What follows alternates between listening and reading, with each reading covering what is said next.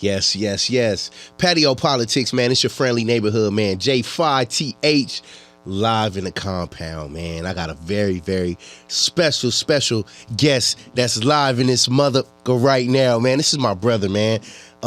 We got a lot to talk about and a lot to share, man. So I want y'all to really tap in, stay tuned in, and stay a long while, man, because we got a lot to talk about, man. It's the Patio PolitiCz, man. We're going to bring in our guests once we return. We hope you stay a while, because it's right for life, trying to be part of your life. We got whatever you like, come on and just give us a try, yeah, because it's right for life. Trying to be part of your life. We got whatever you like, yeah. Come on and just give us a try, yeah. I said it's right for life. Come in with the shows that you like. We trying to be the best on the mic. DJ playing cuts that you like, yeah. It could be the start of your day, or maybe just the end of your night. But if you're rocking with us, Patio PolitiCz is gonna do you right. Oh, cause it's right for life. Trying to be part of your life. Yeah, we got whatever you like. Come on and just give us a try. Yeah, cause it's right for life. Oh, trying to be part of your life. We got whatever you like. Come on and just give us a try. Yeah, we hope you stay a while. Without further ado, man, I want to, before I get into this introduction, like I said, man, this is one of my brothers, man.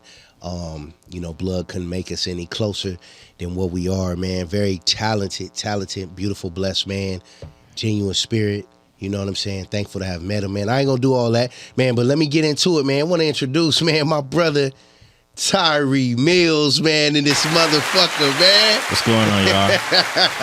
Thank you for having me, fam. T Mills, man. That's what I call my brother. I'm certain he's been called that before. From the Bay Area. This is my brother, man. Oaktown, for those that know, man, my favorite #1 rapper outside of DMX. He hails from Oaktown. That is MC Hammer, man. So those that know me know I love Hammer, man. And he's from Oaktown, East Oakland to be exact, man. Tyre, yes, man. What like tell me, man, what was it like growing up in Oakland? Because we know the Black Panthers and everything come from, that's the home of it. So let's talk about that before we get into everything, because people need to know what you was born into. You know what I'm saying? You know, it's ironic. So, a lot of cats like to talk about like how hard it was growing up, you know, in the hood and whatnot. But I can honestly say this, man. Like, my family is very traditional in a lot of ways. So I grew up.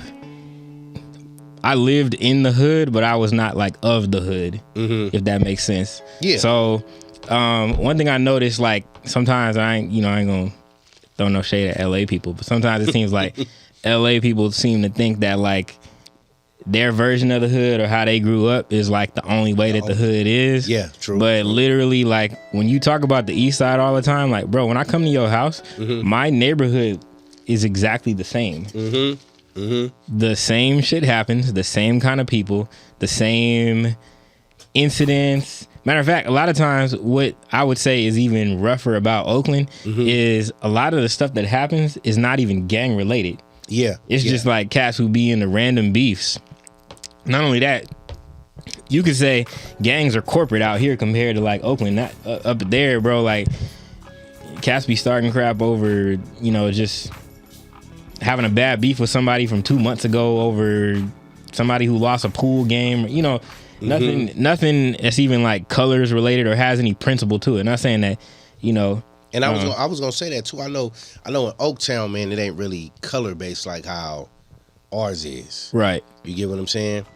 But like, to be honest, T, like, we really out here, we mess with Oakland. Oakland is like our cousins. Yeah. So you got a lot of cats, man, out there like Selly Cell, E40, man, and the Click. It's a lot of rappers that we rock with from the Bay. Definitely. Mac Mall, man, a lot of greats, man, that are underrated. Mr. Fab. Definitely. Short Yellow Be Legit. Yeah, all them, they come from the hood too. SMR, so Short. Yeah, and I be telling people, man, LA ain't nothing to mess with, but I know Oakland too. You know, I heard a story a long time ago. They was saying how Biggie then was down in the Bay area, and Biggie had just, I think they was beefing over the whole Tupac stuff. Definitely. West Coast, and you know how the Bay don't play with that. West Coast is West Coast, and Tupac is theirs. Yeah. But I remember an interview where Biggie said a dude, they had some E40s dude had Biggie them at gunpoint and called them and was about to kill Biggie. And they asked E40, they called E40 to say, hey man, he right here. You want us to do it? And E40 had to tell him, nah, don't do it. You know what I'm saying? Like, so, you know, we know the Bay don't play. Yeah. The Bay don't play at all. And they always showed LA love. So we cousins, close cousins. I mean, I think when it comes to the Bay, one thing that a lot of people misunderstand, where the misunderstanding comes from is, for one, because California is such a huge state, you know, and LA kind of gets the national/international recognition of it. Then it comes secondary, you know, knowing the Bay, if you really know California and you've been here for a minute. Yeah. Because most people, when you say the Bay, they don't even know where it is. Yeah, exactly. You know, and you say, oh, San Francisco. But to be totally honest, San Francisco is like, that's like saying LA is just Santa Monica. When the whole county is huge, and it's like, huge. Nah, like if you just saw Santa Monica, you ain't seen nothing. And so, you know, every other city, Oakland, Hayward, San Leandro, you know, shout out to all them areas. You know, I played there. I grew up there. And back to what I was saying too, like growing up in the hood but not being of the hood, you know, like my mom was not letting me and my brother outside like that. Like, because I'm telling you, like, when I come around, you know, just the east side, like you say all the time, and I be listening to things you say, and I'm like, it's funny because I'm like, this is just like home. It's just LA. Just a different, exactly. You know, and I'm like, well, my mom was not letting us outside. Like, I guess you could say we grew up the equivalent of squares. We was inside playing video games, bro. We was not allowed to walk out in the streets and go to the park and play with the cats up there. Like, it was too much going on. I mean, on my block alone, I can't even say I'm proud to say it, but I got so desensitized to the fact that, like, down the street, there have been so many people killed. I mean, there was a kid killed some years ago when I was in college, and, you know, his father just rolled up and, like, picked up his body right just minutes after it happened. And I'm like, looking back years now, and I'm like, man, we were desensitized to it, because it's just like, it just happened, and that's just another day in Oakland. And it shouldn't be like that. You know, the thing is, though, just because you're not a product of the ghetto don't mean you ain't from the ghetto. And like you said, a lot of people think that. So they think because you wasn't outside that you don't know shit about it. Right. When it's like, nah, my mom protected us. Right. So that don't make you a square, I don't think. Your mom just did the right thing. You know what I'm saying? By keeping y'all away from that, because who's to say if you wasn't going outside or down the street that wouldn't have been you. Instead of a little boy. You feel what I'm saying? Right. You know? And you know what? When it's funny because when I was little, me and my brother used to get into just all kind of things in my grandparents' backyard, because where we live now is across the street from where my grandparents lived when I was little. And I remember any time we would even get close to or get outside the front gate, it was my mom and everybody was, what y'all doing?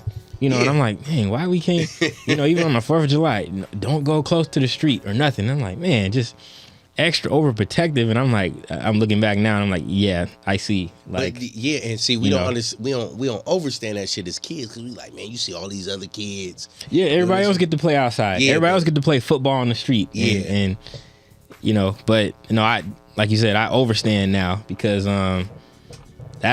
those are some things that I'm the most grateful to my mother and the rest of my family for. You know. And we, of course, we don't get that shit when we kids, but definitely the older you start to get, you be like, man, it was good. She kept me from doing that, because, man, look, Oakland has a lot of goddamn history, man. From not only the Black Panthers, but you talking about even with the pimping stuff, the pimping and pandering. Oakland is at Fillmore Slim, all that. You know what I'm saying? Definitely. And that's why I say a lot of people who don't know history on Oakland, you know, a lot of us, you know, even on the east side, we looked at that. Well, I mean, I'm much younger than the people that when the Mac came out in the 70s. Definitely. They looked at that. They took that shit, and exaggerated it definitely to 20 with the pimping on my side of town, but not knowing that the Black Panthers extorted that whole production company, right? To, you know, if y'all want to film here and get this real shit, nah, y'all gotta cough up money, right? Yeah, right. You know, and actually one of the pimps who they modeled the movie over ended up getting killed out there. Wow. And they still thinking like the Black Panthers maybe because of what going on. So yeah, Oakland get busy. Well, you know what? Oakland get busy. It's funny because like my parents, it's ironic. My mom actually like kind of grew up near y'all, like on the east side in Compton. So let me get this. And like, mom's is from LA or LA. Mom's California. She's from Oakland, but she spent a lot of her childhood in LA, like out here. Like families, you know, relate to the same colors. I'll say that.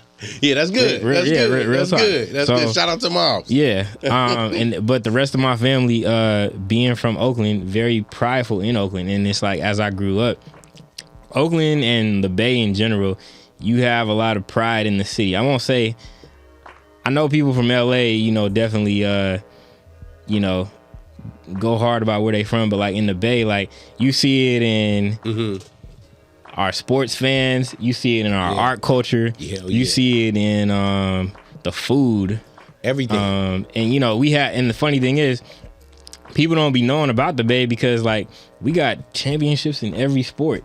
And when I say that, I'm not even saying that to like brag on the championships, but the fact that like people don't be understanding, like it's almost like one of those things that like in another country, like when it comes to sports, all the beefs like shut down. Like we go. The reason why Raider fans, you know, because Oakland, you know, I say, you know, f the Davis family for what they did, man. They that's a whole nother talk, you know. But I grew up authentic Raiders fan. I sat in the rain for the Raiders. Yeah, because they came before they came to the Coliseum and out here. They was out there, right? And then they came back. I'm saying, like, I sat through the Jamarcus Russell era, bro, and supported them in the rain. So you can. Anybody ever want to question an authentic fan? If you would sit in the rain and watch a guy play that horrible, yes, first pick, y'all. Most, you know, I ain't even cap on nobody here, man. You know, I don't want to. But anywho, I ain't gonna go in on the Raiders because of you, because you my brother and I love you. But I mean, take that, Uncle C. Jamarcus Russell. That's all I'm gonna say. Y'all trash. Go ahead, T. Shoot, we're doing fine this year though, but I mean they don't know what time it is yet. But but no, just like getting back to the overall picture of it, the way you see like Raider fans go so hard for the team, all Bay Area sports fans are that way. That's why a lot of people misunderstand, like, you know, even when my basketball team, the Golden State Warriors, started winning, and people were like, oh, these Warrior fans are coming out of nowhere, and it's like, no. We just didn't have the TV time y'all did. Yeah, we don't have a Staples Center and whatnot. Exactly. We had but you know, because they see E40, they see people that's been Golden State fans from the Bay at the games. This ain't, like you said, this ain't LA, this ain't Boston, this ain't the Knicks. You know what I'm saying? Well, you're going to see Spike Lee. Y'all wasn't giving them TV time to see E40 them at the game. So don't make it seem like they just became fans. Like these they probably been like the Raiders. And I'm going to tell y'all something too, for those who are watching. So because I had a homie who I went to college with too, who was questioning whether I was an authentic fan or not. I'm going to tell you one thing. I've been a Warrior fan since before they changed the colors, before they changed the logo, back when it was called the Arena in Oakland in NBA Live 2003. Vince Carter came into my city and stuck his arm in the rim. That happened in Oakland, California. So okay, T, you say you was a fan, man. I need to know at least 5 players, man, before Curry, man. Baron Davis, Ep.6, Monte Ellis, Matt Barnes, Andres Biedrins, Ike Diogu, Mike Dunleavy, Troy Murphy. You said Michael Preacher, so I'm like, okay, yeah, you a fan, because this was before Speedy Claxton, Cliff Robinson. This was damn Cliff. This is before Michael went to Orlando with the White House. Before. Yeah, that's what I'm saying. Way before. When he went out there, that's when he went to the championship to play. Yeah, bro. Do you remember back in the time when we were wearing those We Believe shirts? Yes. I still have mine. But you said Baron Davis. That's enough for me to know, like, and Matt Barnes. Yes. So yeah, I don't say we put Matt Barnes on. Matt Barnes was jumping around teams, but we put Matt Barnes on. Yeah. That finals when he dunked over Dirk, that jump sped his career before he got to y'all. So that's what I'm saying. Because I think he was in that Michael Petras trade too, right? No, we had him. We picked him up. Because he was on that team too with Dwight. Michael Petras was on the Orlando. Oh, you mean the Orlando trade? Yeah. Yeah. Was that a trade from? I think so. I don't know for who, but I don't think we traded with them. Yeah, because we didn't get nobody back from them. I think he was a free agent. Okay. Because no, but they came around after that. I'm talking about like the We Believe Warriors, and then also finishing up what I was saying too. Anybody who questions it, the old school Warrior commercial. I'm talking about when we sucked. The slogan was "It's a great time out." Yeah, you used to get a ticket to the game, a hot dog. I don't know if you got fries or not. You got a drink to watch a basketball game for $8.50. $8.50. $8.50, bro. Man. That damn sure ain't the Staples, brother. Yeah. Well, I mean, we was winning like 25 games a year back then. Yeah, because they started doing that bullshit Taco Tuesday when we suck. Yeah. You know these niggas ain't gonna get to 100, man. Why y'all doing that? But y'all were never like, y'all just didn't make the playoffs. Y'all were still like 10th place or something, right? Yeah, but you talking about when we had Eldon Campbell and all Smush Parker, right? Yeah. That was in 2000. Don't do no Taco Tuesday. You know these niggas ain't gonna get to 100. Stop. Yeah. Stop. Y'all playing with us. That was Kobe's 81 time, right? Yeah. Around then? Yeah. Exactly. But I'm saying you've been a Warriors fan, so you know I love Monte Ellis. That was my favorite Warrior today. Yeah. I love Monte Ellis, even though he got caught up in the controversy. Yeah, man. Yeah. That was interesting. I'm a Monte Ellis fan, man. Shout out to Monte, man. Him and Steven Jackson. And yes. Al Harrington. Yes, because I believe Steven Jackson and Matt Barnes, that's when they got close. Yeah. Yeah. Definitely. With the Warriors. Yeah. Definitely. Mm-hmm. So outside of even the sports, because we're going to get back to that, man, because it's, the sports is really relevant to a lot of our conversation that's going to be going on. Like, again, coming from, because, you went to CSUN. I know you was in BSU and all that. Coming from basically the Black Panther capital, what was that like? Did you realize how big Oakland was and prolific to the Black Panthers when you were younger coming up? Or was it like when you got in college and started really getting into, I think it was in college because I was told certain things, but in college was when I had the hugest wake up call, when I actually was like in a class and we were being showed documentaries and just the reading that we were doing was showing us where stuff was happening, and then like my professors were teaching about this happening in Oakland, California. I woke up like, wait, what? Hold up, so you didn't know that before college? I did, but like my parents and my family had just briefly kind of touched on it and told me not stuff, too much. Like it's kind of like when your parents first show you roots.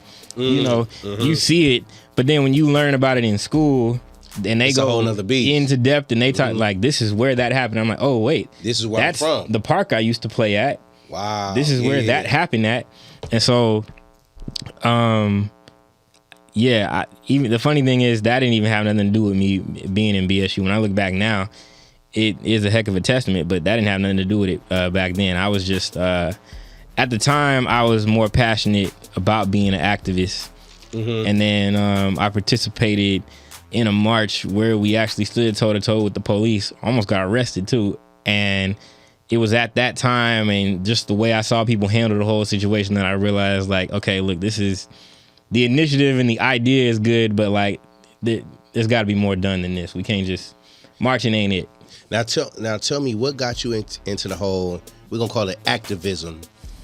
What made you get into that? Was it, because I know when you was in school, what was the years when you first got to CSUN to what? Because it was like 2009, 2010. So I started 2008. Okay, cool. And when it came to the activism, so first off, my first year just was any typical guy's year, just BSing, parties, looking for girls, trying to, not even knowing you're trying to find yourself. Yeah, just having fun. Yeah. Second year, so the fraternity I'm in, I was talking to my uncle who's also one of my fraternity brothers, and I was just talking more about, college life and what more to look forward to. I'm like, okay, it's my second year. Let me try to do more with it. finding myself, finding my place. And then as I started taking more what was called Pan-African Studies back then, and is now Africana Studies. Africana. Yeah, Africana. They always got to tweak our stuff. Always. Yeah. Yeah. Nobody else changed. Chicano, Asian American, typical English. They ain't changed that. Yeah. It's not American English. See, but and that's the thing. We can't change. Shout out to our Latin cousins, man. Those are our cousins. But we can't. I'm just using them because they say Africana. Definitely. That's Latina. That's Latino. We can't say essay studies. Right. We call them essays out here. We can't do that, but they always want to tweak our shit and do all that. You know what I'm saying? Right. So getting into the activism, man. Cause man, we gonna highlight a lot with this college, cause just to be able to come from Oakland and come down to LA or Northridge, right, without family, without nothing, that's true. That's an experience within itself.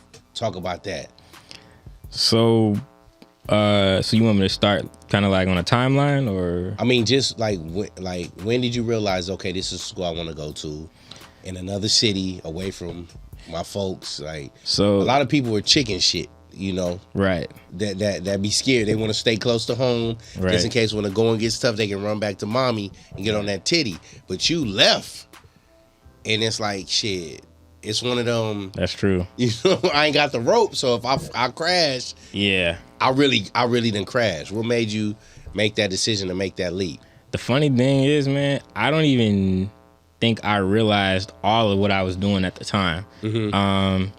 So long story short, just a little background how I got there.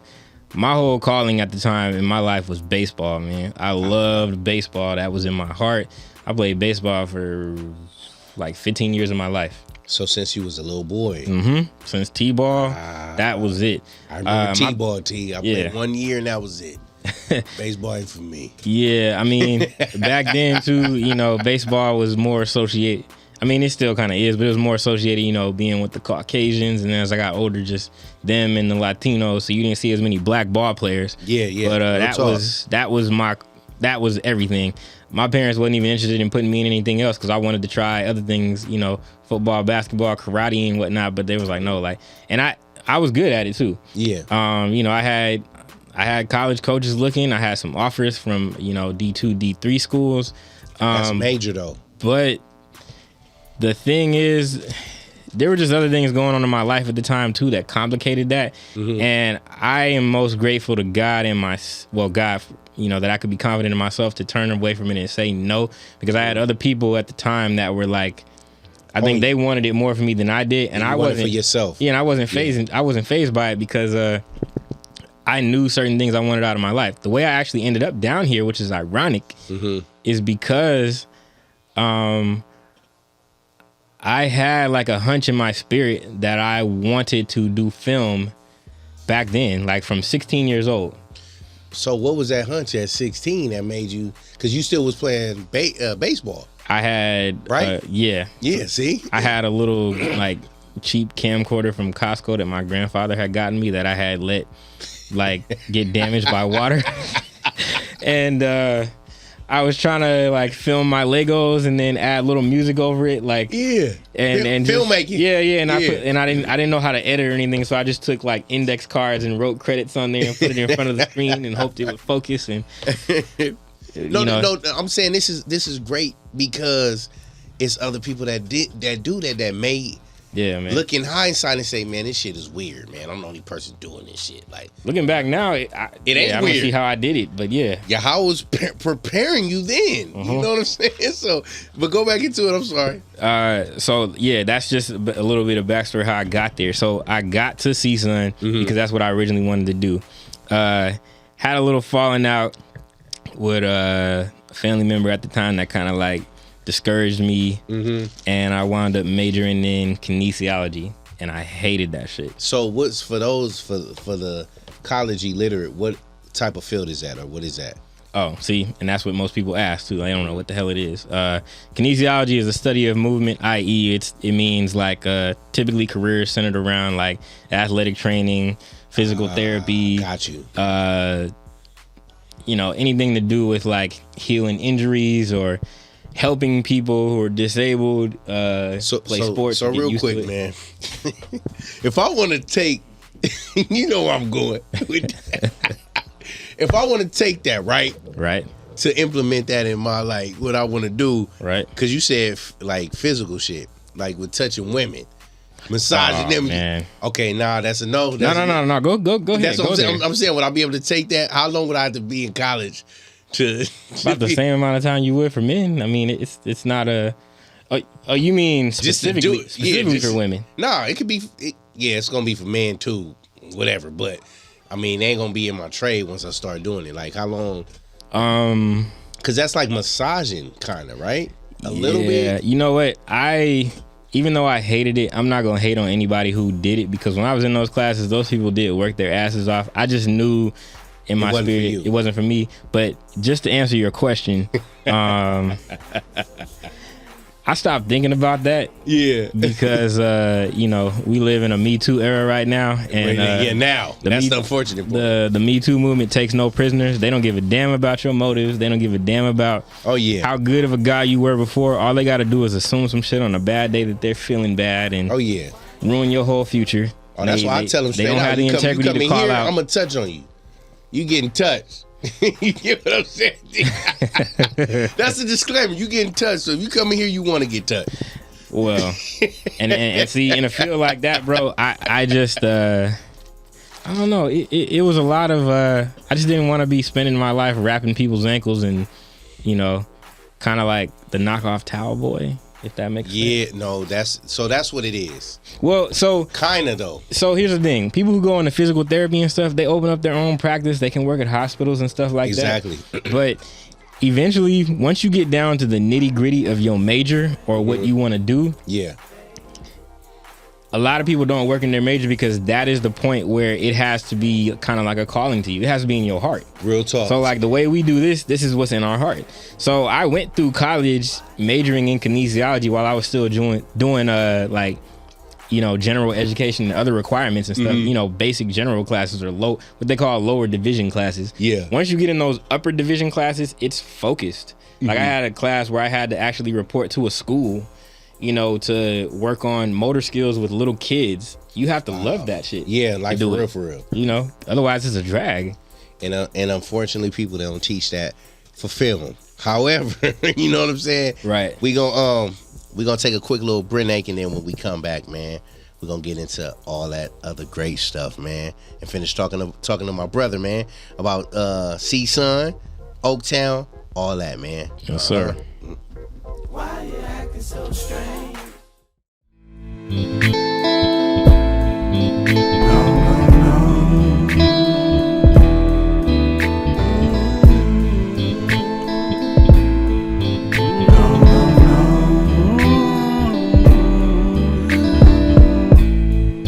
Said I'm trying to catch myself from doing what I know I gotta do.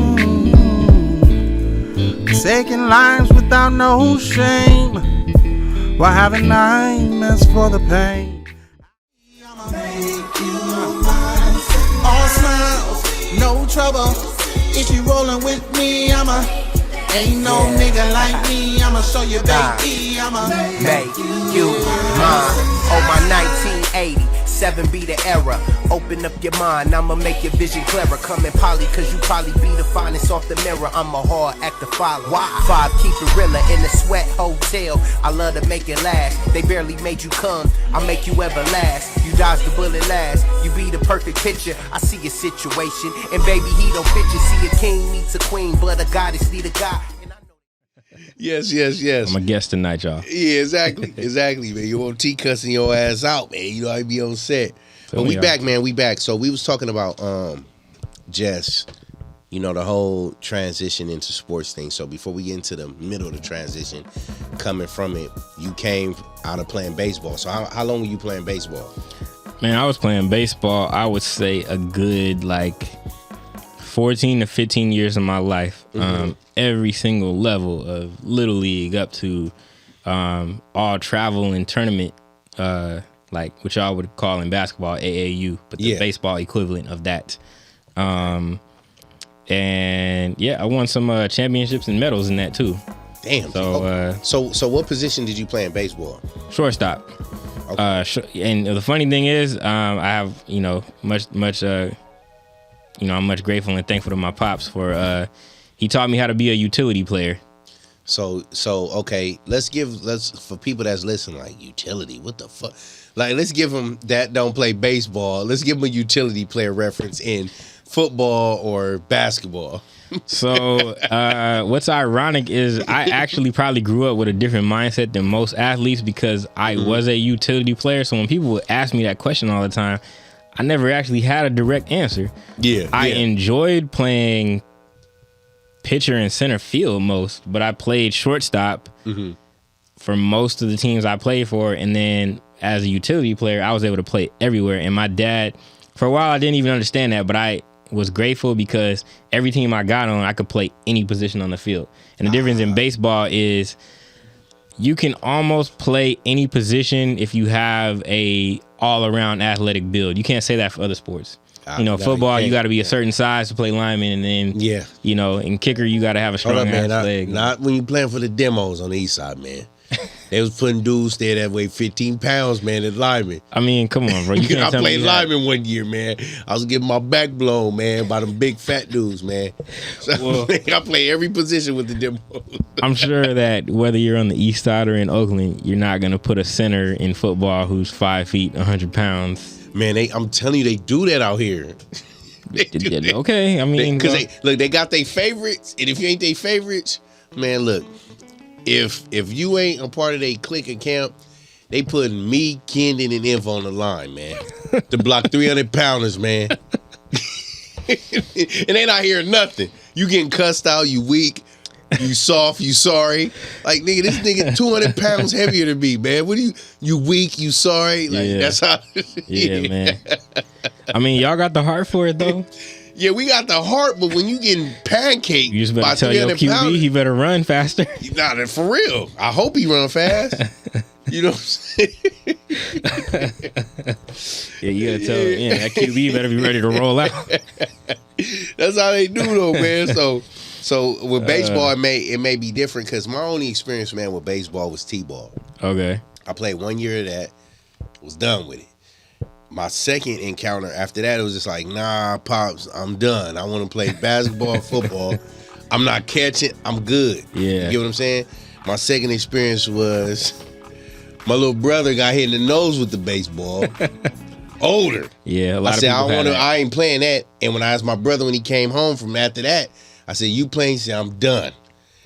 and this was the first time you talking about a 8 or 7 year old saying, fuck what Pop's talking about. I'm like, whoa. Yeah. You know what I'm saying? Like, whoa, this dude is wild. He said, fuck that, I ain't playing no more. He did. This 8, 9 year old like, fuck him, fuck base. I said, whoa, man, you wild. He said, I ain't playing no more. I said, man, we done with baseball. So have you ever had that experience playing baseball?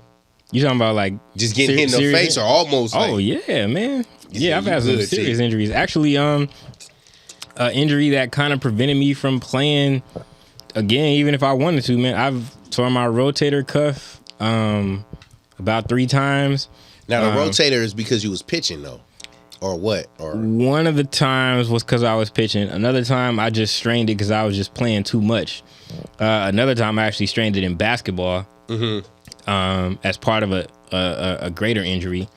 I had a pulled groin before. I never had a bone injury or any super serious injury that kept me out for like a year or nothing. But I got hit in the face with the ball plenty of times. The funny thing is, my freshman year, the best game I ever pitched, I got hit in the face with the ball in warm-ups right before the game. And it was hilarious because to this day, only me and my teammates remember it, but my coach was like, what I'm gonna do with this kid? Like, as soon as I was taking warm-ups, bro, and I didn't even see the ball coming, it just hit me right here. Yeah. And I blacked out for a second, and then my coach was hitting what you call infield, which is when we take warm-ups in baseball, and he threw the bat. Everybody off the field, y'all. Yeah. What I'm gonna do with this kid? Starting this freshman at varsity. Oh, man. So was your pops there when you got hit? Yeah. What did he say? He wasn't saying nothing. I mean, he didn't say nothing. He just watching in the crowd, and then I wound up like striking out like 12 people that day. And after. But see, you different. Baseball for you, man. My brother got hit. My pop said when he seen that, and my brother started on his nose, he was like, yeah, he's done. He ain't playing. When he come home, man, 8 years old saying, fuck that. You like, whoa, man, whoa, dog. You looking like, whoa, man, hold up, because Pop's going, he like, fuck that, man. I ain't playing baseball. Fuck baseball. Yeah. Yeah. You know what I'm saying? I mean, it's one of those things. It's kind of like, okay, honestly, I'll just be straight up. I mean, I'm starting to see more black people play baseball now, but for most black people, they just don't embrace the sport. We don't. And not like we used to. I mean, I grew up on it because my dad loved baseball and my family loved baseball too. Did your pops did he play baseball? Yeah, he did. Okay. So we played for the same high school. But I think most people tell me he was like better in football, but he loved baseball. Okay, so let me ask you, man. You got to be honest. Was you better than Pops, man? Come on, man. Don't be modest. Was Pops nicer to you? You was nicer. I never saw Pops play. Man, what do you think? Put Pops, 18-year-old Pops against 17, 18-year-old T. Seniors against seniors. Who will be? I'm watching my Pops. I'm gonna say me. I'm watching mine. I'm gonna say he's me. over. I'm gonna say me. Okay, yeah, I'm watching mine. He's done. Yeah, he's done. Well, I did way more than my dad too. like position wise, I pitched. I love pitching. Yeah. My dad was, I believe, an outfielder. So yeah, I loved pitching. I mean, I was an outfielder too, but I was also an infielder. Like I told you, I was utility. Gotcha. But I loved pitching. In my high school league, I loved pitching, bro. So let me ask you, not to cut you off, would a utility be equivalent to? Okay, you remember when the Lakers played Boston, and we lost. We got our ass handed to us. Mm-hmm. Remember, what's it? Tony Allen. Yeah. To me, he's a utility player. He was one of the great utility players like that. Offense and defense, meaning offense, he can score at will, but he scored when you need him to. He couldn't shoot. What? Tony Allen? Yeah, he was shooting threes. No. T. Oh man, hell no. Okay, no. Basketball, who would you call a utility player, T? I would definitely call LeBron a utility player. LeBron can play anything. Yeah, he can't play Jordan or Kobe. Okay, but we talking about position on the floor. I am not a LeBron fan because I'm a Golden State fan. But I'm saying like position wise, he can play anywhere on the floor. Yeah. You mean 1 through 5 wise? Right. Yeah. Okay. Even I'm trying to think. I'm trying to think from both our generations combined who we can say. You know who I would say might be one of the greatest utility. He didn't play that many positions. Okay, you remember Deion Sanders? Yeah. Yeah. He played baseball and football. He was scared to hit though. Defense and offense. He wasn't gonna tackle you. But the point of the matter is that you're valuable because you can play multiple positions well. Yeah. That's what I'm getting at. Okay. Are you familiar with Taysom Hill? Heard the name. Yeah. He the Jaffite that played for the Saints, the white boy. But he played both kickoff. He tackle and he throw too. Okay. So like that. If he does it well, yeah. Yeah, he do. Yeah. And when I say that, I mean in the instance of like, okay, for instance, we've done movies, you direct and act. Mm-hmm. That is a sign of being utility. Just that. Even if you didn't do anything else. Got you. Utility is not, so you can throw people in different positions, but utility is actually being able to do it and do the position and understand it. Like, got you. There were times when I played games where I was shortstop and then I got moved to outfield. That's a total different mindset. It's like, okay, you go from center to now playing point guard. So now I'm running up the court trying to block out these big dudes. Now my job is to bring the ball up and set up the play. You can't. Yeah. Your mindset has to shift. Oh yeah, if you equivalent to to set. Yes, man. I am undefeated. Where the camera at, man? I'm undefeated. I could be PA, all that. Can we get an air horn? Yeah, man. Let me see. Take that, Jazz. I can play every position. You trash. You're trash. You're trash. I can play every position, baby. Yo, shout out to Jasmine Lee, the Bulldog. Yeah, shout out, man. Because even in playing them positions, you gotta, when somebody say you gotta play center, even if you like undersized, you gotta get your ass under there and play with a smile on your face. Yeah, Draymond. Mm-hmm. Yeah. Take that, Jazz. We're gonna go to break real quick. Then we're gonna come back, man, and finish chopping, man. Then we're gonna get into the juicy stuff. You feel me, man? Tyre Mills, J5TH, man. Yes, sir.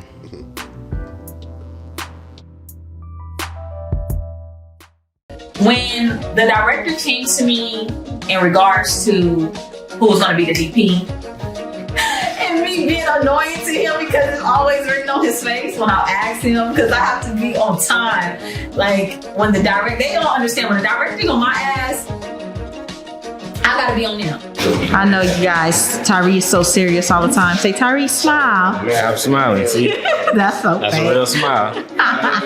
Working with a new DP, then I was like, okay, let's see. When we was talking to him and he was just so on it, so I was like, okay, yeah. I definitely have to be on his behind, because I'm like, any mess up is my ass, so I'm gonna follow you. In the suitcase. God will guide you. Jazz has a thing of being on your ass a little too much, but it's all for positive. It's all supposed to happen. The toughest part about working with Jazz, she's very talented. So she's a makeup artist. She's like orders the food. She does everything. She does 100 damn rolls. I don't think Jasmine gets the credit that she's due. And she's due a lot of credit because she's a phenomenal person, a phenomenal woman. She's the mom of the team, of the bunch. She keeps us all in line and intact and everything. Jasmine is officially, whether she like it or not, she is a producer. That's just the way it is.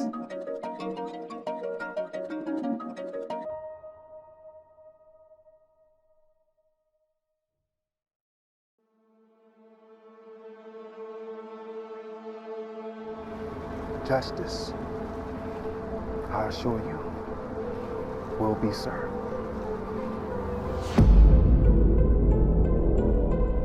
You want to restore the community, you have to restore order and instill fear in the people. Me and you both know how this ends. Yeah, we damn sure do know how it ends. It ends here. Because if we don't protect our people and land, who else will? Because it damn sure ain't the church. Niggas are gonna go out here like me. That's what they want us to believe. And we're not born monsters. Circumstances, poverty, and pain turns us into that monster.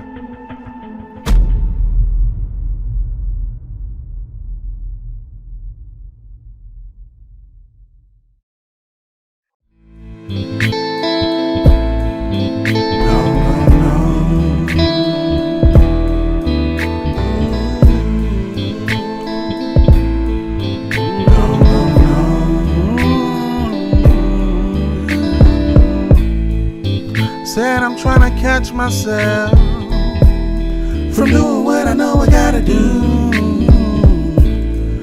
Taking lives without no shame, while having nightmares for the pain. Yes. So, all right, man, coming back. So, we didn't tap into the sports a little bit, man. Let's go back to CSUN. So, I know you were saying, like, what drew you when you got to CSUN? What made you say, this is a spot for me, I want to go here? Like, this is it right here. So initially, I chose CSUN for, I think in the actual major, it said cinematography. Really? Yeah. Wow. There was a website. I'm trying to remember what it was, but there was a website where they used to send us in high school to go do all your research on the schools you wanted to go to, and it's just like you have them little search bars now where you put in all the info. What do you want to major in, and what are you looking? And some schools had film studies, then some schools had film studies, and then extensions of film studies, and then I put like cinematography. I didn't even know what that was either. It just sounded cool, but I knew that I wanted to do film. And that was why I chose CSUN. Then I started seeing pictures of the campus and everything, and I was like, oh, okay, cool. So this is like in LA, but not like in the middle of LA. Yeah. And I'm not gonna lie, I was a little intimidated to go to UCLA and USC because I didn't know if I was smart enough. Yeah. And that's honest to God how I was feeling at the time. So I'm like, you know what? I can go to CSUN. And I'm like, it's still a college and it's still respectable. So you didn't see the pictures of the women yet. You just seen like the campus, but I'm saying I heard rumors about that. So what rumors did you hear, man? Shout out to CSUN, man. So my brother on his basketball team. So me and my brother went to this. My whole family went to the same high school, but me and my brother were in high school at the same time at one point, and he was on the basketball team. And one of his basketball teammates sister went to CSUN. Oh wow! A year before me, and their family and her and them were talking about just how Northridge was, and and they were saying how the life was, and it's that SoCal, looks like the OC lifestyle, and all the girls and whatnot. So your little bro played b-ball. Yeah. Okay, so let me ask you. He played baseball. We played the same sports as him. Who better, man? Come on, man. And what? Are you the oldest, right? Yeah. So who better are you and little bro, man? In what sport? All sports. He's better at basketball, but I'm killing mine and everything. I'll kill anybody at baseball. Killing mine and everything, man. He can't even beat me on video games. I'm killing him. Well, we didn't have some we'll battles. We'll be 50, and I'm still not going to let him 2K, win. Man. Killing him. We didn't have some battles in 2K, bro. He killing me. Nah, my brother, basketball was in his heart, man. So, like, basketball in his heart was like baseball was to me. Mm-hmm. He played baseball, too, but he moved on to basketball. So basketball is more him. Yeah, but the funny thing is he played baseball for my high school too. Same coach and everything, but basketball is more his sport. But I'm saying, like, if you go to your coach and be like, Coach, be a buck. Who's better out of me and him? Is the coach gonna laugh or he gonna say, man, Tyree? He's gonna say, man, Tyree. Man, my coach gonna be like, JT, big JT. You suck, Inf. Yeah. What? Yeah, they gonna come on, man. They gonna be like, Inf faster, but I'm like, JT, come on, man. Your brother? Man, come on, man. I'll watch. Come on, man. Really? Did y'all play the same position? No, we didn't. That's the funny part. That's what I was gonna say. I'm like, what you comparing? My brother was an offensive player. He played running back. He played the thing is he played the position I dreamed of playing. So when he played it, I'm like, big bro, like, oh shit, like, yeah, like, you seem like you talking about high school, right? High school. Yeah. Shit, no, Pop like 1 or 2. I was a tackler. I was gonna say, you seem like you would have been a linebacker. Yeah, I can't catch, man. I can't catch to save my life. I ain't catching shit. Really? Oh, yeah, I ain't catching. Huh. Yeah. But as far as a race, now if you ask me who would, well, maybe now I'll watch him. You could have played safety. Man, I'll kill him and everything. Even in a race. See, my brother, he ran 100, and I'm like, damn, this motherfucker fast. Like I watch him. I wanted to look. In high school, my coach, my football coach. He was a white guy. He came to me and said, "What you want to run in track?" I said, "the 100." He said, "Get the fuck out of my face, JT. You're slow. You're trash." He pointed to the hurdles like, "You're gonna be a hurdler. You'll never run 100." What? My brother ran it like that. Damn. Today though, 36, man. I'll watch him. Hurdle. Nah, not the hurdles. 100. What? I'll watch him. It ain't gonna be no 10 point something. It might be 15 point something. But I'm killing them. So we gonna do this again, right? Y'all got a track on the east side somewhere. I'll set up the cameras and everything, right? Yeah, I'm gonna beat him if I tackle him. So look, off the block. I'm gonna tell you something. When the gun go off, he's done. I'm tackling him. I'm getting him, or I'm tripping him. All right. So wait, real quick. How many years apart are you and your brother? We 3.5. See, you 3.5. Yeah. Me and my brother are 5 years apart, but we were born at a point where it's like 2 different generations. So my brother, I got to see Jordan once playing growing up in person. Right? Yeah. My brother has mostly known like LeBron. So he a LeBron fan. No. He's a Wade fan, but Wade. He's why? He's hardcore D Wade fan. Why? He loves D Wade. But why, T? He loves D Wade. Why? He always over has. Kobe? Yeah. My brother thinks D Wade is like the greatest player ever. That's his number 1. Yeah. I can't wait to have him on the show. Keep talking. I can't wait. Nah, he's invited. That's gonna be the first question. But my brother. So here's the thing. You know how? Well, I don't know about you. I look at.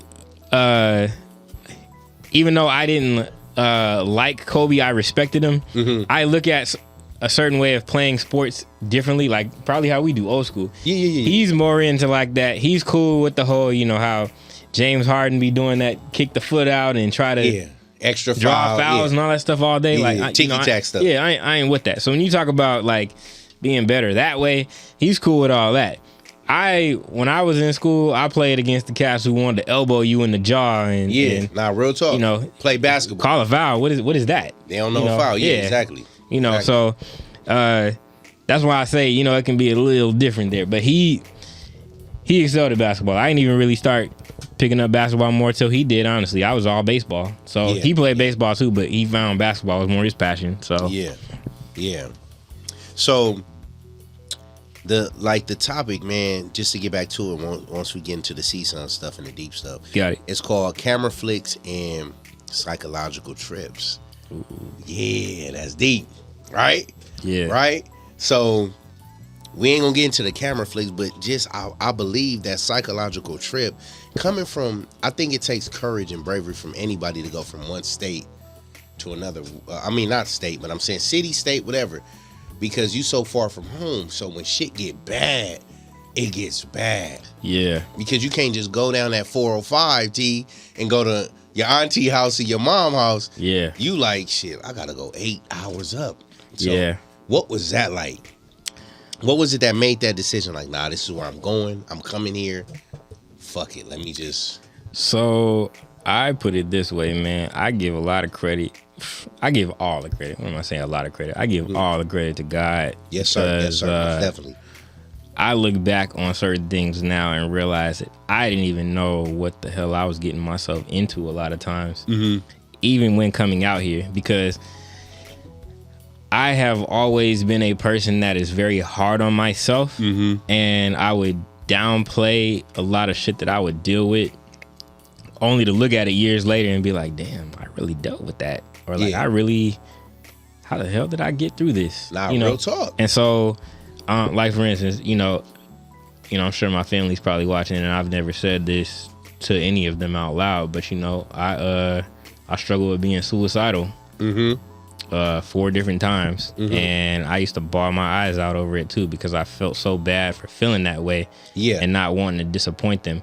So when you talk about like not being able to go home, there were those times when I felt that lonely. And not only that, it just staggers me how like some people still be having so much to say about you at times, not knowing that you just wearing it well in public. Real talk. I can go to class one way and be at home and feel like I'm in this complete mental prison, man. Nah, real talk. Loss of value of self. Yeah. And such a loss of value of self to the point where you don't even care what the hell happens to you, man. Like I could have ran out and got socked in the face by somebody and just like, yeah, all right. Yeah. And like people will look at that and laugh, oh, he's a bitch nigga for that shit. But nah, like literally gets to a point where you're like trying to rationalize things that you're going through. And then I felt bad too a lot of times, because I was like, well, I haven't really been through no hard shit. Like, shoot, my great grandparents and whatnot, they went through real Jim Crow, and then my parents made sacrifices and everything for me. So how is it that I'm feeling this way? But then not knowing, overanalyzing the situations, but not realizing too, like, that much is true, and that much is true, and I've come back from that. I'm here. But also realizing too that a lot of that came from the fact that like I didn't know how to handle a lot of situations. So I'm handling situations and thinking that I'm just constantly fucking up, and then I'm having people in my face, people in my ear all the time while trying to go to school, trying to go to class. Sometimes, man, people don't even be realizing that like there's so much that you don't even show the world that you be dealing with. So people don't even realize it, that like when they be hating or casting shots at you, they've only seen like 30% of the picture. Real shit though. Real shit. But have you ever like, man, and I ain't gonna say like sitting in your dorm or your apartment or wherever you was residing during college, but have you ever sat back to yourself and said like, damn, man, the shit that I endured, nobody else will be able to endure it. Let me pat myself on the back. You know what I'm saying? Yeah. You know what I'm saying? Yeah. Because you got people out here that I spoke to, they got offers to be in other states, other cities for college, but they like, I ain't gonna go because, they don't want to say they chicken shit or scared, but they like, nah, I ain't gonna go. Right. But the fact, man, you left from Oakland, that ain't around the fucking corner. That ain't LA City College to Compton. Compton College. That's 8 hours away. That's deeper. That's like shit, a trip to, Arizona's 8 hours from us. Yeah. So have you ever sat back and look at like, man, nah, I did it though. When the going got tough, I didn't leave. I stayed here. and dealt with this shit? Have you ever just pat yourself on the back for that, or not really? It's tough because I have been taught, and I owe that to my dad. I owe that to my mom, especially, and my great grandparents side of my mom's side of the family and whatnot. Just like I have been taught such a spirit of having humility. Yeah. That it can be so hard to do that at times because I don't want to feel like I'm bragging. And then I look at because here's the thing. I would always look at things and just be like, well, you know what? There's somebody worse. Or I would always be, especially when I was an activist and whatnot, you be around other people who have tougher things going on in life. So I'd always tell myself, like, especially when I told you, when I was suicidal and whatnot, I would look at other people and be like, well, why am I crying over this? Why am I mad over this? Why am I, they're dealing with this and they're dealing with that. But actually, I have a few times here and there been like, but you know what? I don't know the full story. They could be bullshitting a little, or they could be, sugarcoating the story some. So let me just actually value the uniqueness of my story. So I have to an extent, but because I am hard on myself a lot, I don't completely, give leeway to that a lot. Because to me, I've known people who've come all the way from other countries. Yeah. And so when I look at that, I'm like, well, shit, my family's an hour away. At least not an hour, 5 hours away. So I can go see them if I needed to. Some people literally have to have a passport to go see their family. Yeah, but that don't mean they're going through the same struggles that you're going through. So it's like, even when I look at humility, I believe it's to be a blessing and a curse. And I say the blessing because we can be so humble to the point where we forget to appreciate ourselves. That much is That's where the curse draws in. I struggle with that a lot. Yeah. So, man, we gonna give a round of applause to my rider, man, because it takes a lot. I'm going to tell you, man, to come down out here to L.A., see sun, all that, South Central, wherever you may be in Los Angeles, where it's a lot of fake shit going on because we got so many, it's a melting pot of people. So just the fact that he was able to come out here and go to school, finish it, man, that says a lot about his character and all that, man. So if nobody else salutes you, we do, because that says a lot. And there's somebody out there that's listening right now who may be going through the same shit you listen to, and that's overly humble, let's say. You know what I'm saying? And where they so overly humble to where they like, man, I don't want to give myself a pat on the back because it's people going through it worse. It is, but their purpose in calling ain't yours.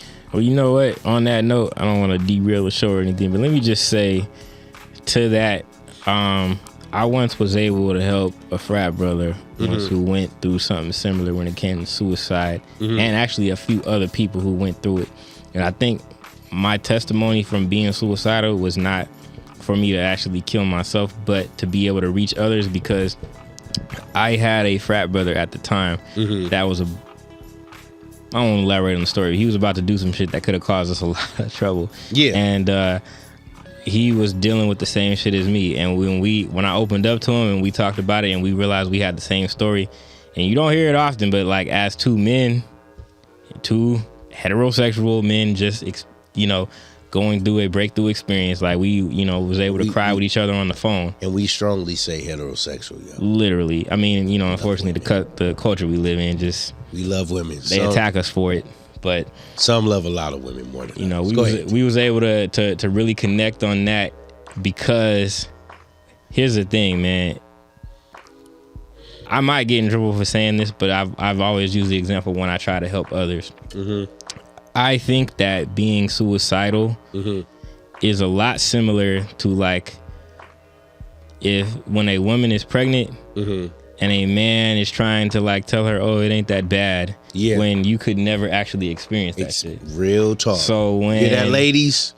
So when not only my frat bro was going through this, but I've had a couple of other friends who've dealt with some medical conditions that we both dealt with before, who've dealt with some similar stresses and situations and whatnot, and they would hit me up. Man, I've had a few individuals hit me up before that I didn't like fool with at all. Didn't even know they remember my name and whatnot.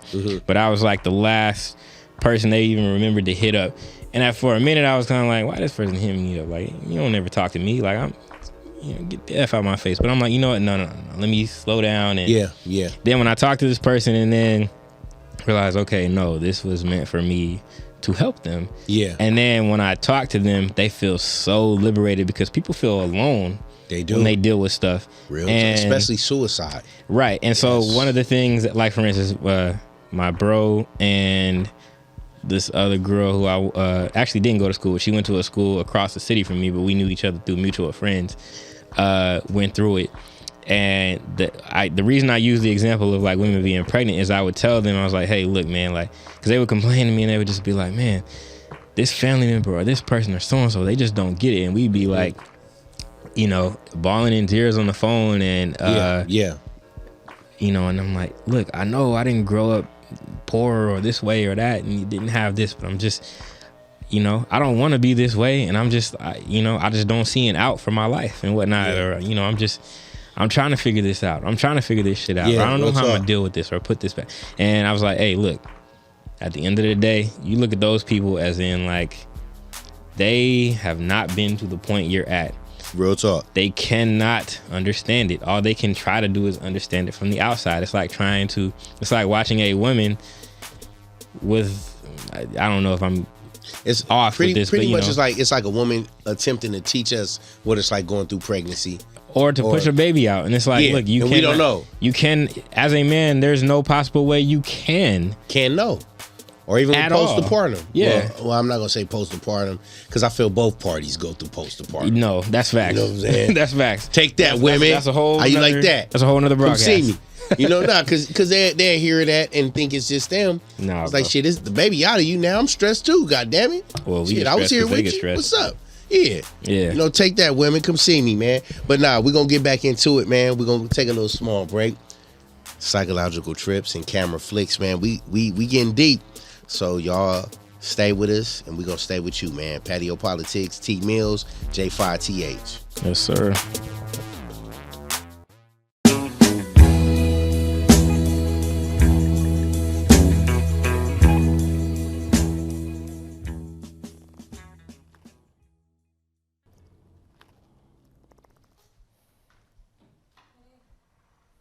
An undercover cop, Khalid, in front of his children. The same way he murdered Christopher Walker in front of his family and children.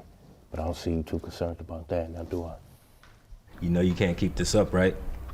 This whole, I'm gonna take the law into my own hands.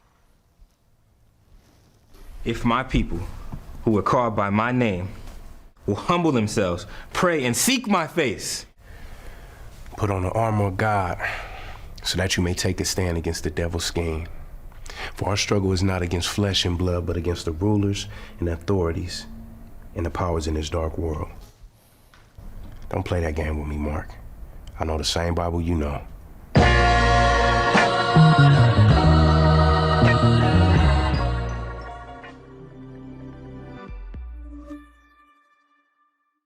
This is, got up at 4 a.m. to be here at 6. It was dark. JT, you know, he bring the best out of all the actors. She ain't saying that's what you gonna be. This way royalty. Boom, slap him. She ain't gonna be. Slap him. No, you don't slap him. She hesitant. Pop. Everybody react. Yeah. Slap him. So you gonna fire? Oh.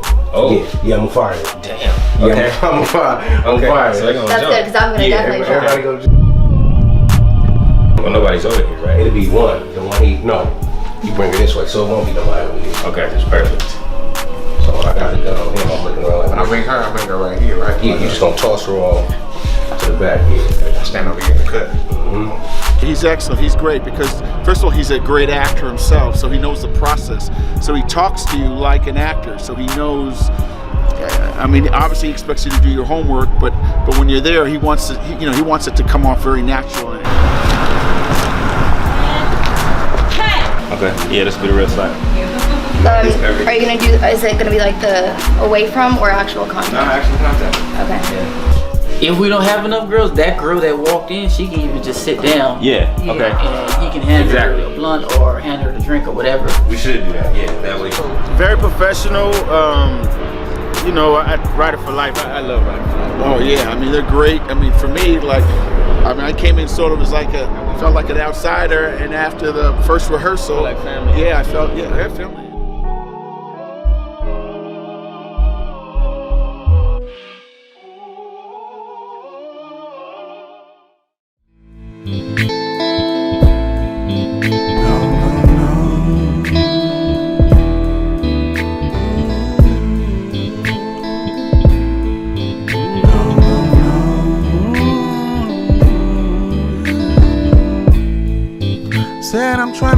myself from doing what I know I gotta do. Taking lives without no shame while having nightmares for the pain.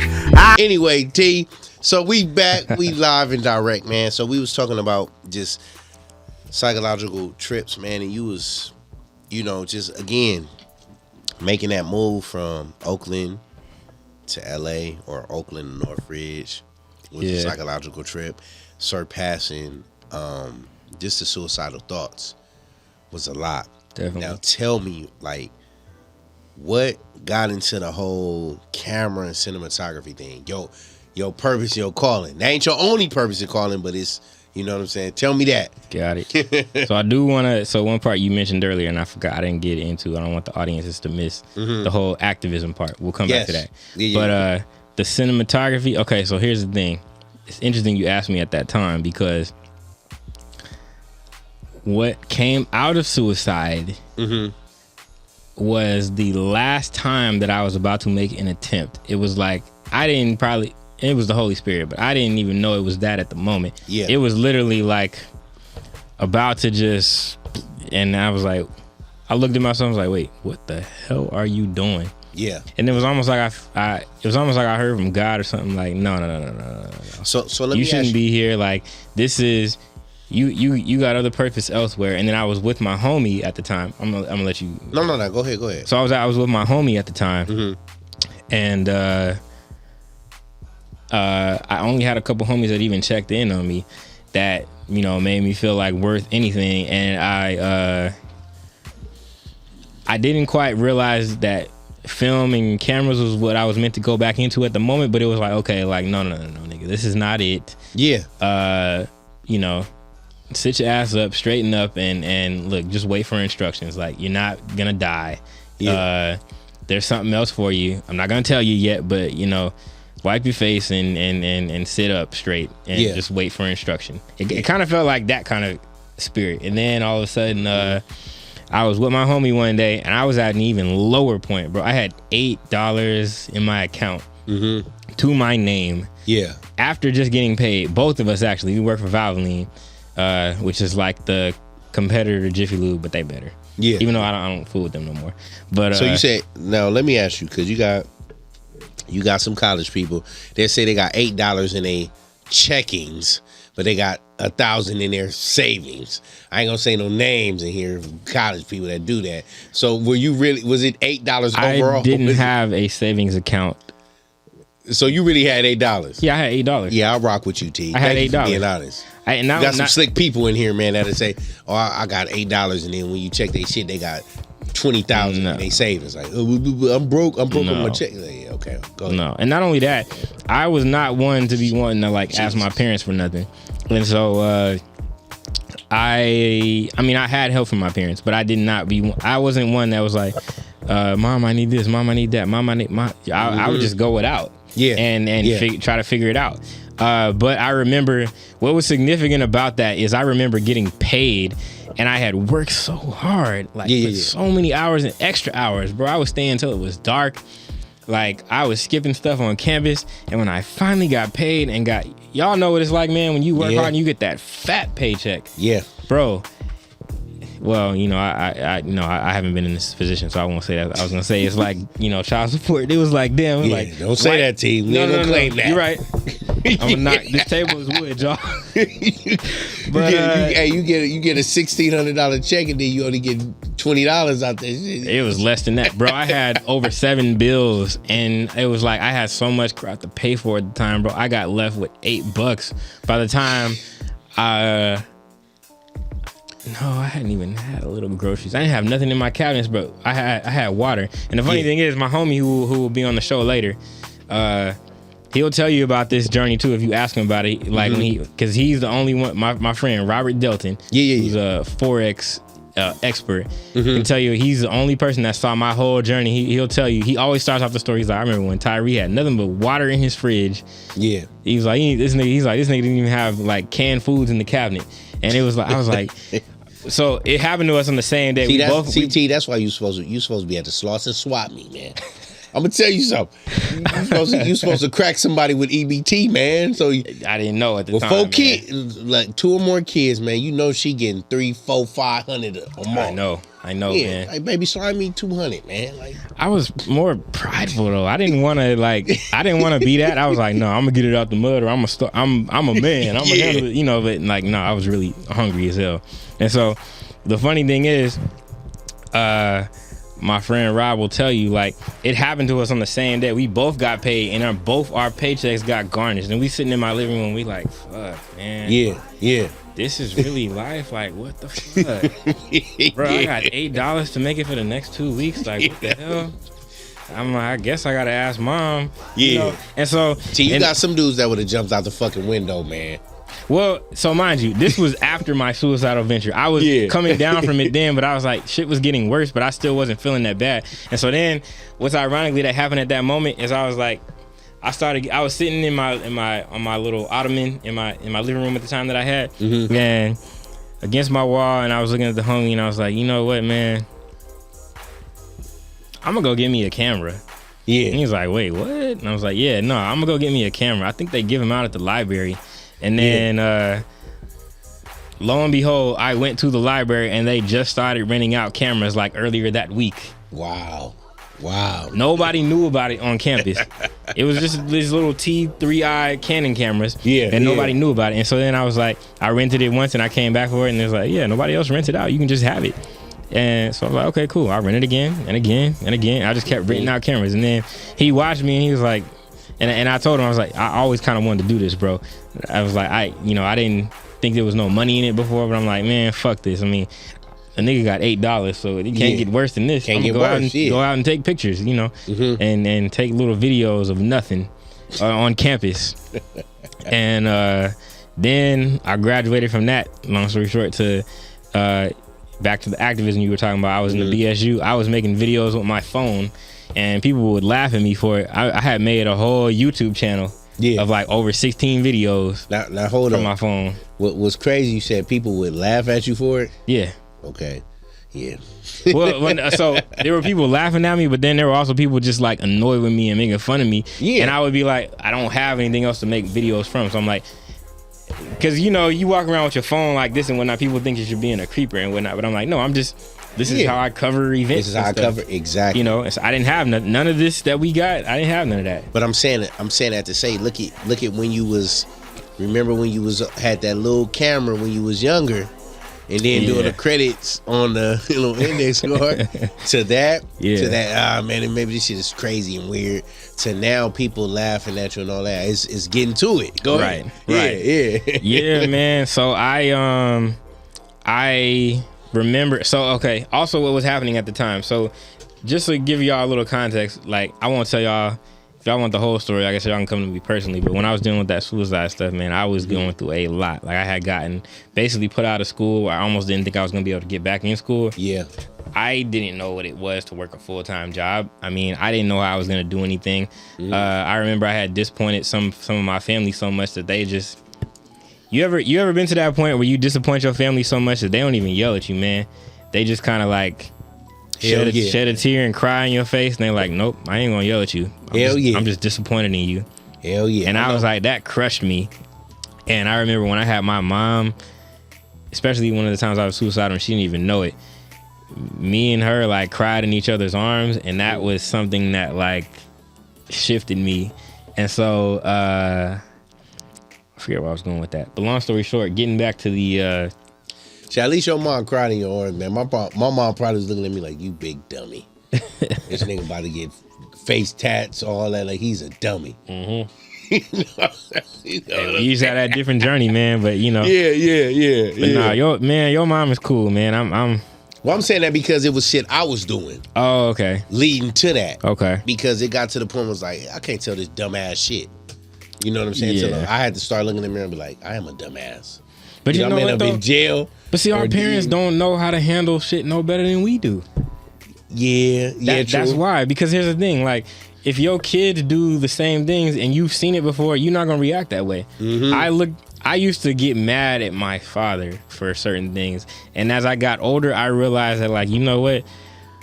just how my father may not have seen and didn't know how to cope with certain things, I can't blame him for that. Or I can't blame my mom or anybody else for certain things, because our parents only knew how to do what they did.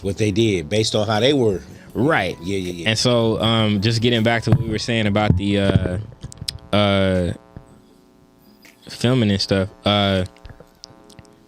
when it came to me doing stuff for BSU, I got kicked out of school. Mm-hmm. I was fortunate to get back in school, but I had to get back in school with a full-time job. Mm-hmm. Didn't know how I was going to do it. And then I still, even on top of that, having no time, I signed up to get back in BSU. And I felt out of place. That's when I met MX, Miranda X. Shout out to M Extra Money. What up?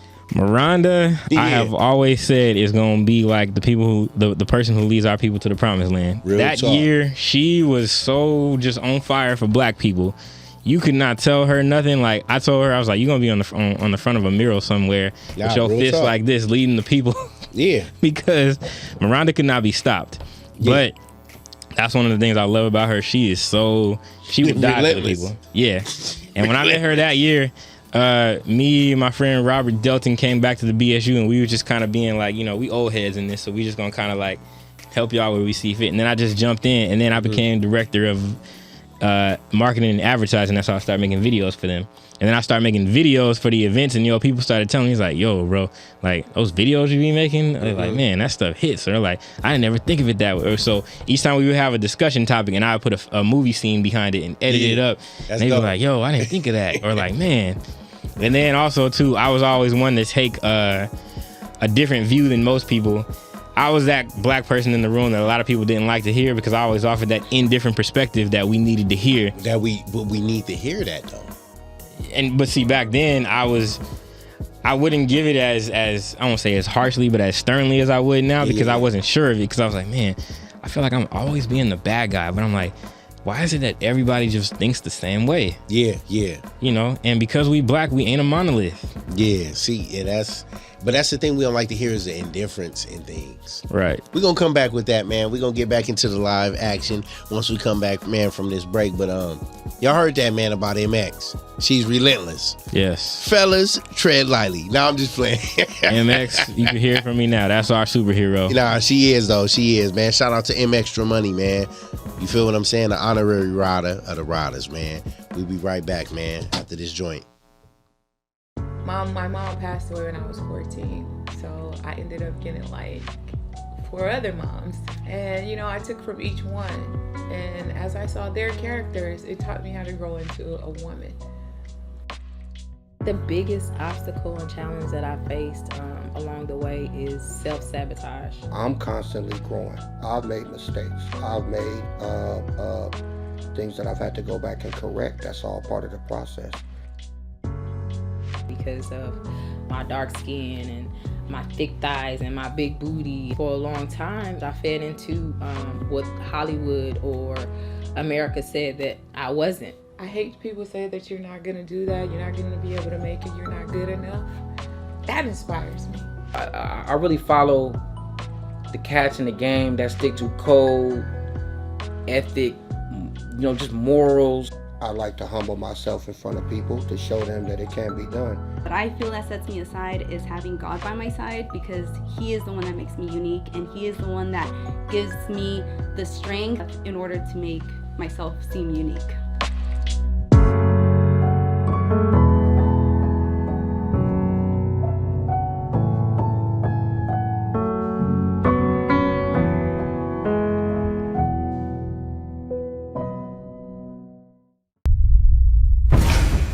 We don't like Christians and what they stand for, so our purpose is simple. Go to every church and eliminate the real Christians. Or in other words, eliminate people that love the Lord. So we won't be long. Truly believe in God. Truly believe in Jesus Christ. Know that He's real and are willing to die for Him as He did you. Stand to your feet right now.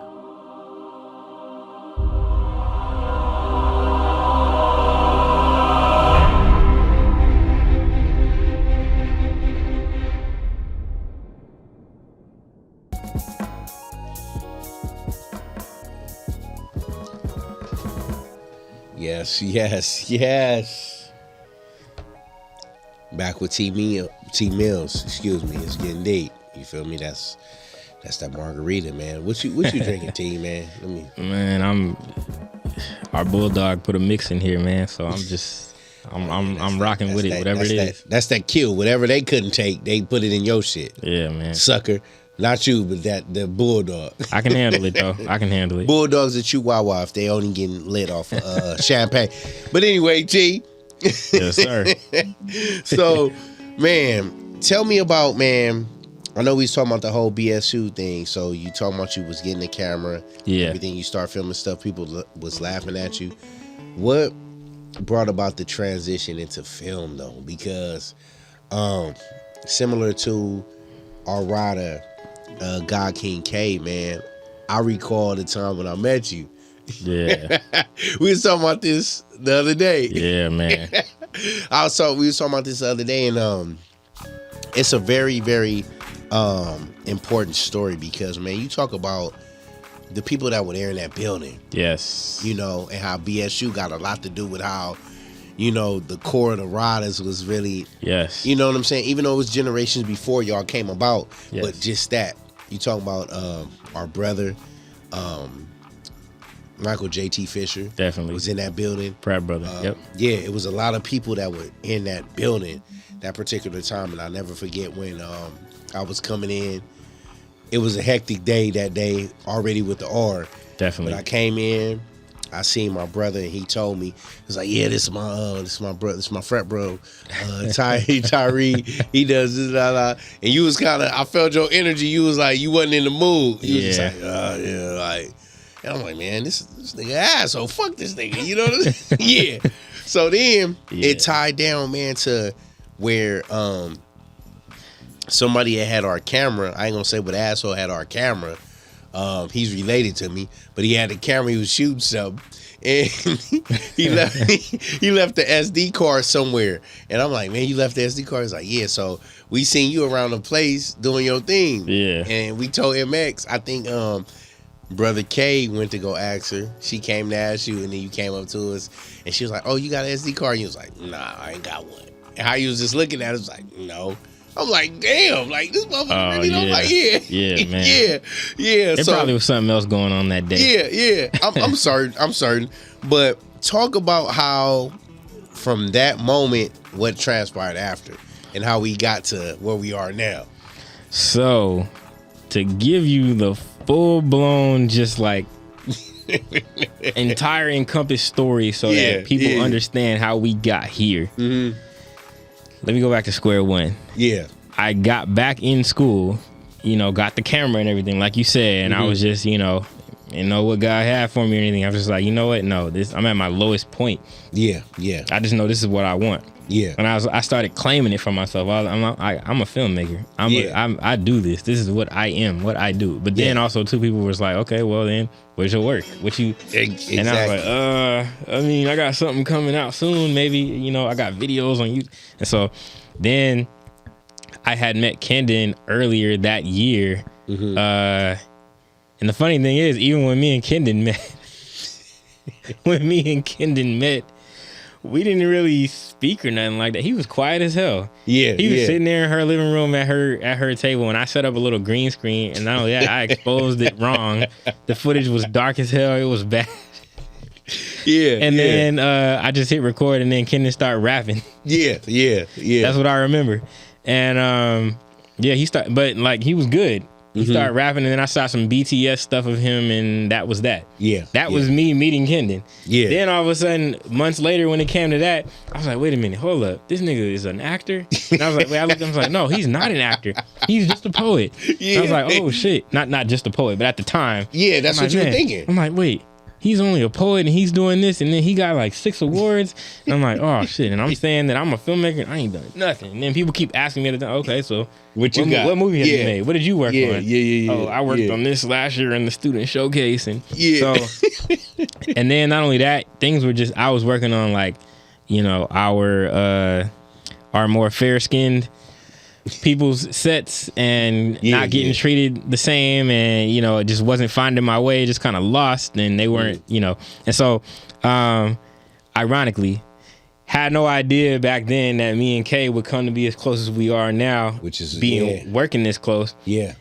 That night, it's funny because when I came across Pastor Fisher, when I had seen him before, I was in a little bit of trouble at the time. Yeah. And he was one of the only people who stuck up for me when that happened. Wow. But at the same time, I still was like, when I was in his presence, I was like, oh man, let me get on my best behavior and not like, you know, because that's still big bro. Yeah.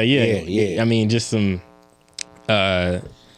business stuff that had went south at the time. Yeah. And so, you know, but mind you too, the relationship you see we have now was not what we had then. Yeah, so when I saw him then, it was a shock. I hadn't seen him in some years. Wow.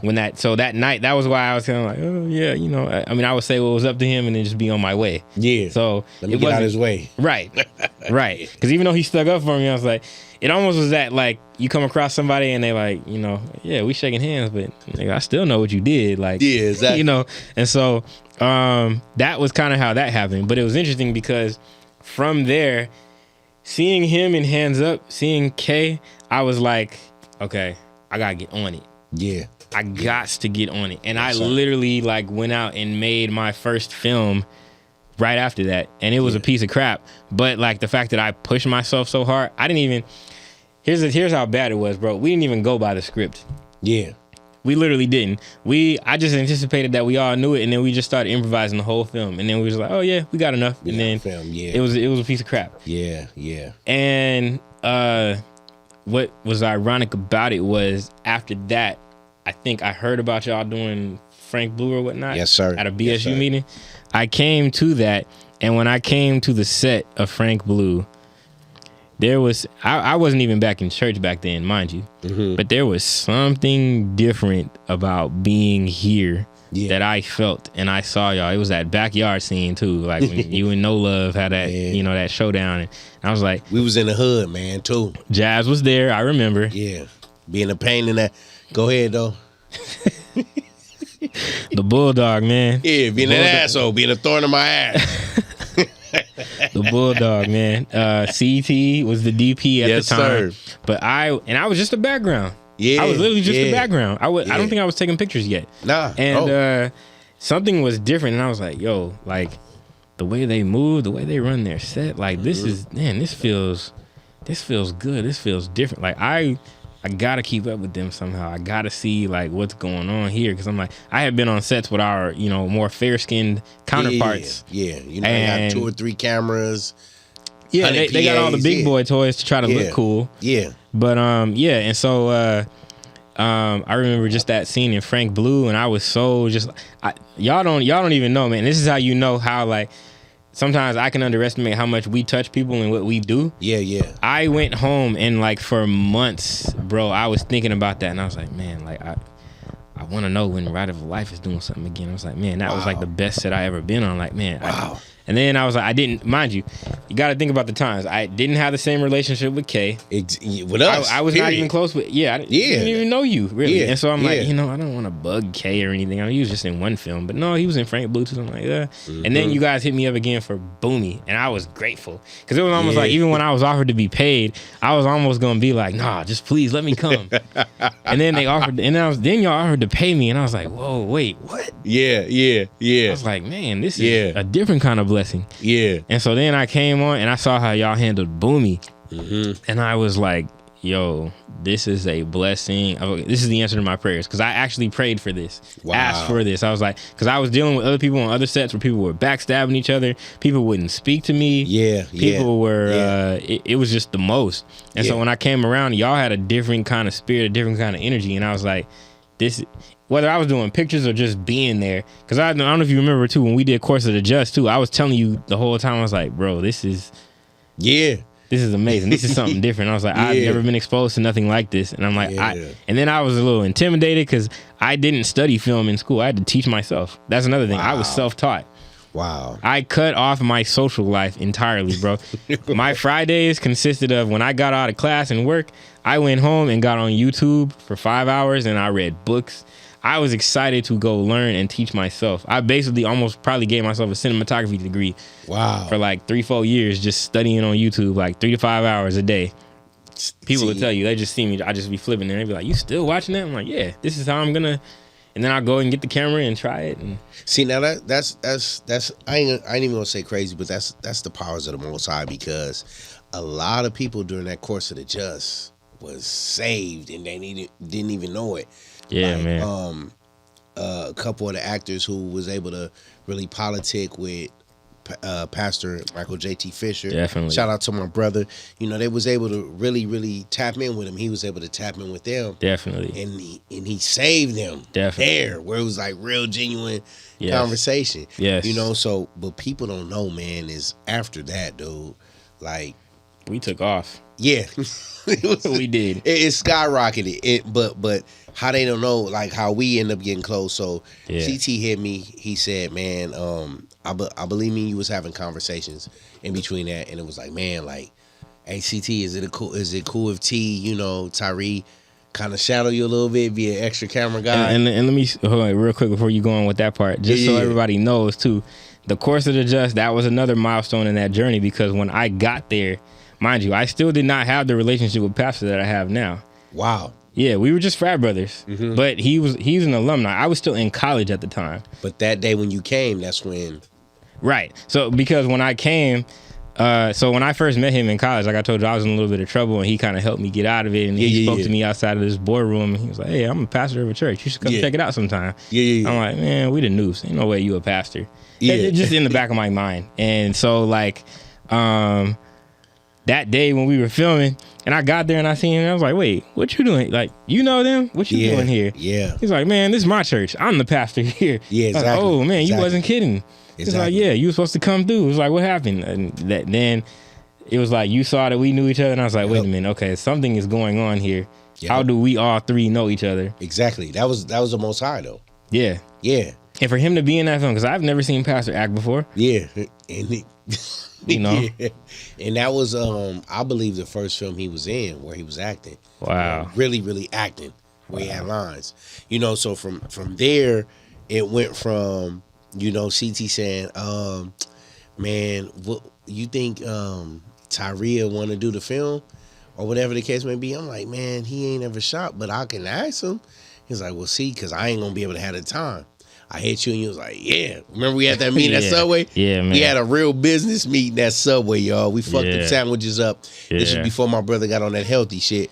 We was on turkey and ham, I believe, but we fucked that pork up, whatever it was. Yeah, we did. We killed it. Hey, we was right on Manchester and Central, y'all. We was in the hood chilling, remember? Yeah. And I asked you, I was like, man, you sure you gonna? He was like, yeah. And after that, that was it. That was it. The rest is history. But you know what's funny? That was the meeting you confirmed it to me. The time you hit me, it's funny. I had taken a day off of work, and I remember you had sent me the script for the council beforehand. And I was reading, and I was like, yo, this is a generation changer. Yeah, and then, I remember you sent me that. And then literally, I was just like, yo, like, what can I do to be a part of this, man? Like, I want to be a camera. I'll help teach you whatever I got to do. Camera operator. And then here's the thing. When you hit me, you didn't even waste no time. You hit me on the phone, and you was like, so yeah, you want to help shoot the council? It's like, all right, well, I'm gonna let you shoot it. And I was like, oh wait, I get to be the DP? All right, cool. And then when I hung up the phone, I was like, whoa, wait.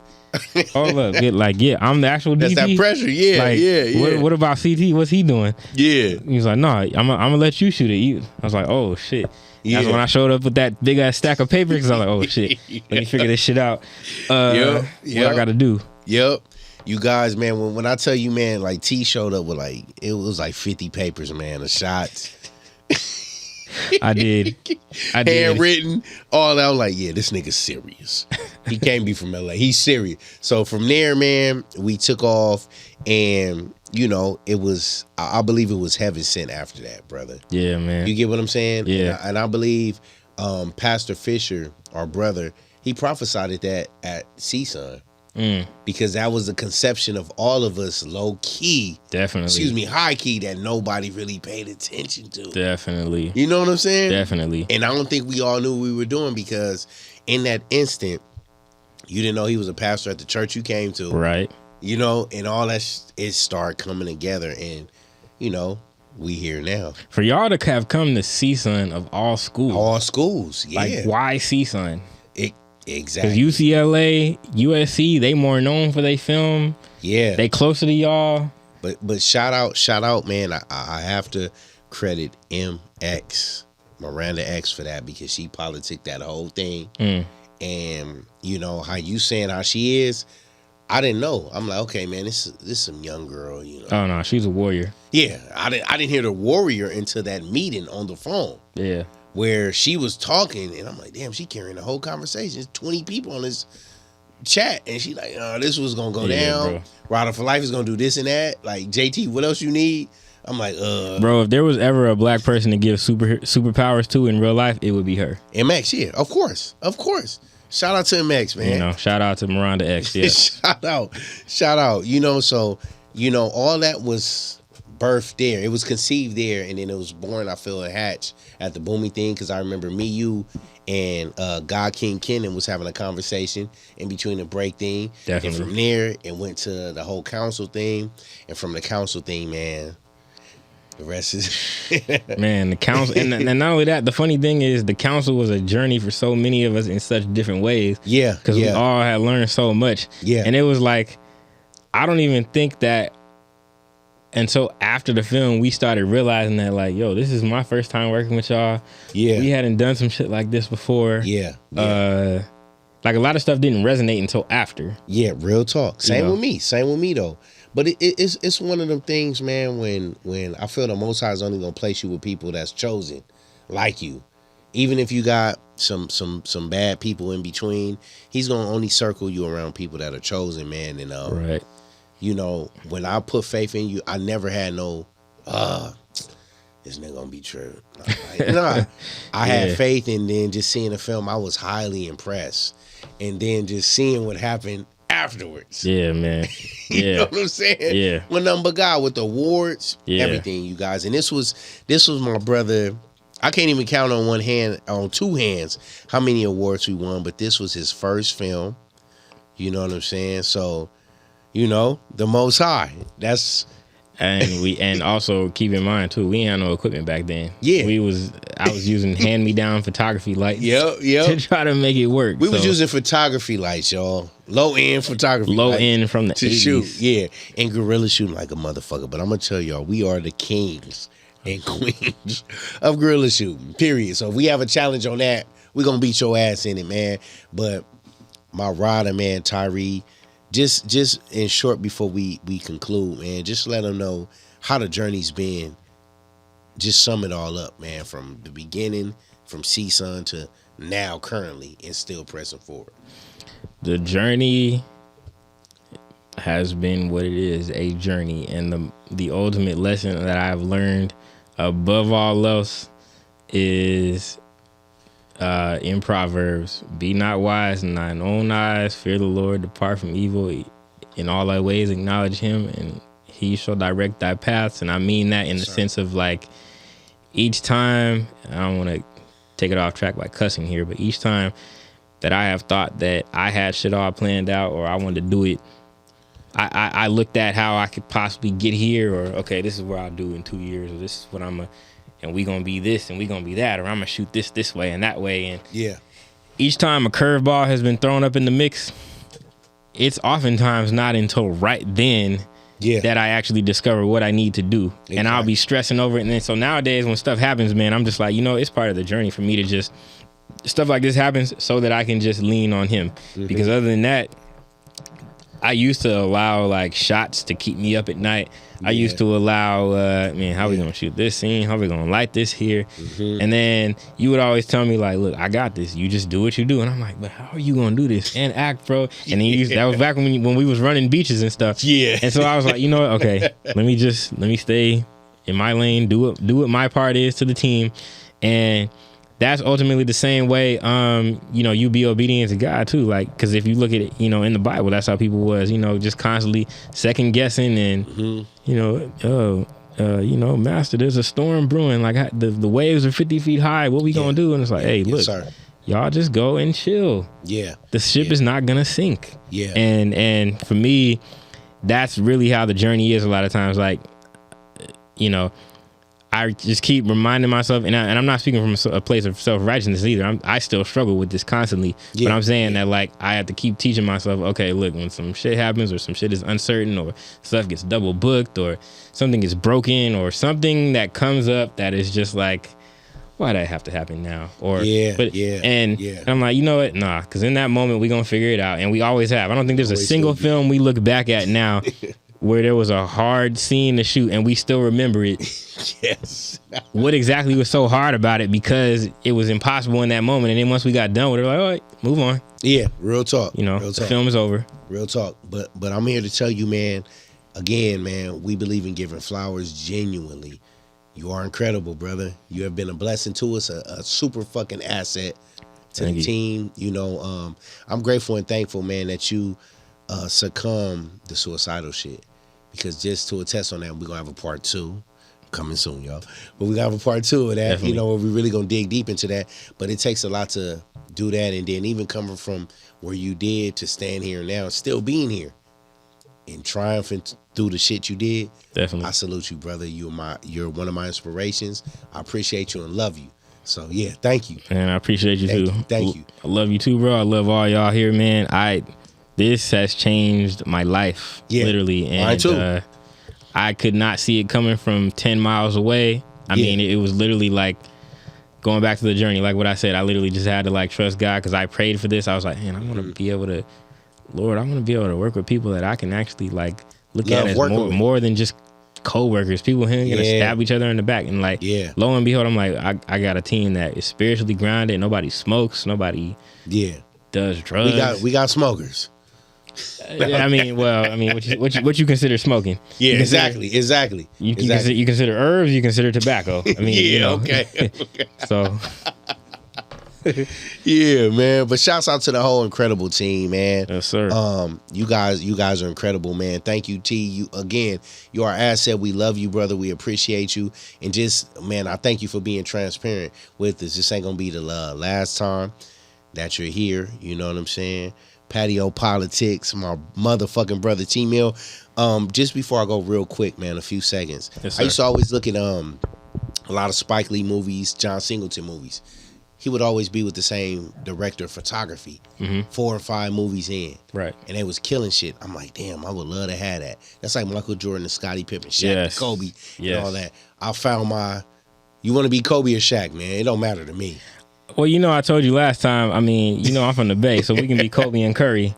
Man, come on, man. Okay, so if we Curry, you can be Curry, should I be Clay or whatever the fuck. I mean, bro. Or Draymond. I like Draymond. Shooting goes with DP work, man. I can shoot from any. I've told y'all this numerous times. Y'all seen me do it. I shoot going left, back, right. But I found mine, man, and you know, I know for sure, it's certain, this is prophecy that, you know, they're going to be somebody looking at our movies and looking at the credits and say, they're going to look at J.T. Thompson directing, Tyre Mills is director of photography, and they're going to be like, damn, I want to have that too. Definitely. And they're going to find it, man, and I'm praying that you do find that, man, because, you know, I got mine, and we're going to keep whooping ass and everything, like I whoop inf ass in every game. But man, Patio PolitiCz, man, T Mills, we signing off part 2, man. You already know what it is, man. T Mills. Yes, sir. Appreciate y'all. Love y'all. Y'all next time. Yeah. We hope